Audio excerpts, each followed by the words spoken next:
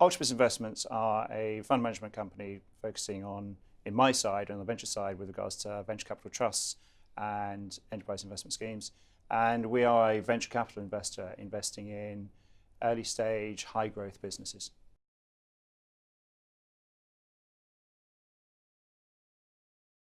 Octopus Titan VCT is a fund that invests in high growth, early stage businesses.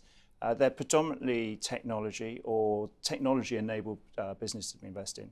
And we predominantly focus onto those exceptional individuals, the entrepreneurs who build those businesses. So we invest in people first, and we want to find teams who can build substantial businesses. Can they be multi-100 million-pound businesses? So that generally means often addressing global audiences, and that's the great advantage in this day and age where you can build those businesses, and that's happening again and again.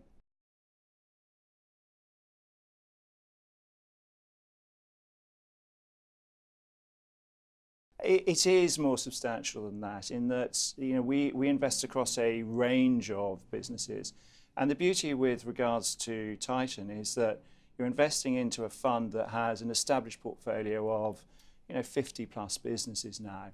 And so they range from, yes, some very early stage businesses through to an example like a business like Secret Escapes, which is an online travel business. That's now a substantial business, is a holding that the fund has.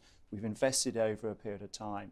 And so when I mentioned investing in people and teams, we want to get to know those teams, build a relationship with them, and increase our investment over a period of time to those teams as they go out and deliver.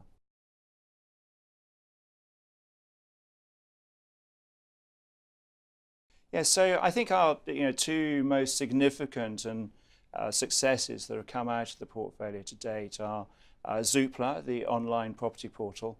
We invested in that when it was pre-launch, actually, and that went and IPO'd on the stock exchange for 920 million sterling. So, a substantial run there. Another business was a business called Swiftkey, which did text prediction, which we sold earlier this year to Microsoft. The amount it was sold for wasn't announced, but it was widely reported as in excess of $250 million.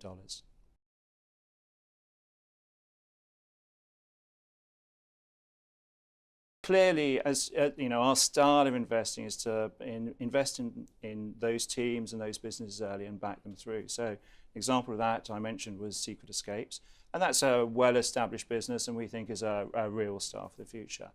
But another business, as an example, is a business called Property Partner, and it's our take on the peer-to-peer lending market, where what Property Partner are doing are enabling the crowd to come in and effectively buy a small part of a property in the buy-to-let market as such, and they invest a certain amount into effectively each property, and received a dividend yield from that investment, and that's growing exponentially at the moment. So we're very excited about that particular business, for example.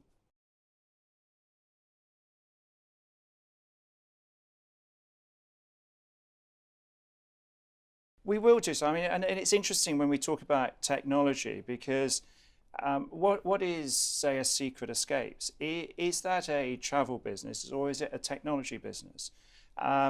It's the use of the methodology of how you're getting to a market. So similarly, another business such as Graze.com, that's a snack food business which built its market by selling online as a subscription business, but now sells through all the retailers. Is it a technology business? Is it a subscription business? Is it a food business? Take your pick on that. What we're looking to do, though, is find how new businesses can come in and disrupt industry segments, and that is typically through the use of new technology. We never thought of Direct Line Insurance, for instance, as a telephone company. They just happen to use the telephone to communicate with their customers.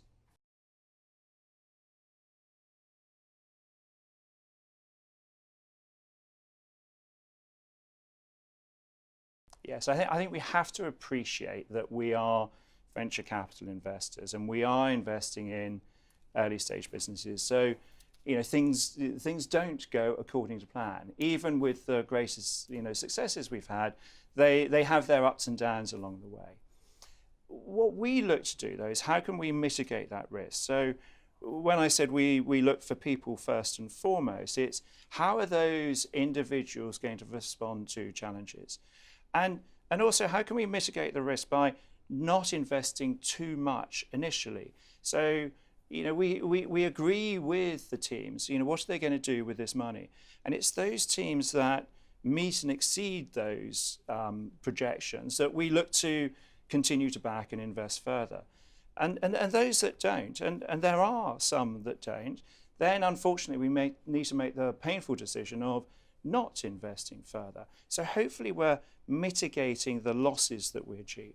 Now, it's all about relationships. So for us is how do we best serve those people? And where we can, we find ways out, but there are times when we don't, and we do have failures, and that is a part of what we do.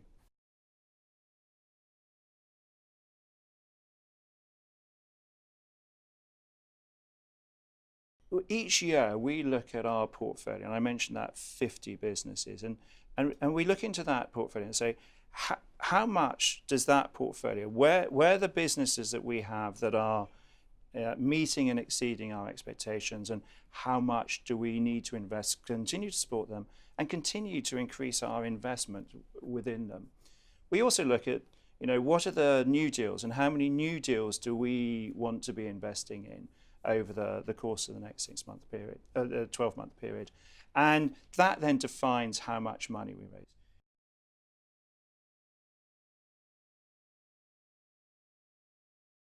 We have a commitment of paying up to 5% of the fund out by way of regular dividend. And the way in which we do that is, again, through that portfolio of a build, as we build those businesses up and then we make those realizations, we're able to pay out from those realizations. And we can see how we're doing that over the next few years. What's interesting, though, is when we get the additional returns, and this year I mentioned we sold Swiftkey, we've also sold Vision Direct, and literally just yesterday we sold a business called Magic Pony, which was a very early stage business. That delivers cash back into the fund, and where we can see there are excesses, then we pay out a special dividend, and that's exactly what we did earlier this year, paying an additional 5p on top of the regular dividend that's being paid.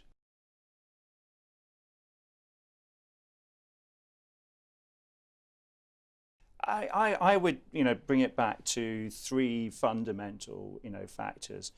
First, you're buying into an established high growth portfolio of investments that is growing very rapidly. The second point is this is what we've been doing. There's been lots of change over the last few years with regards to legislation, and the government want to focus the VCT and AIS regime down towards these high growth businesses.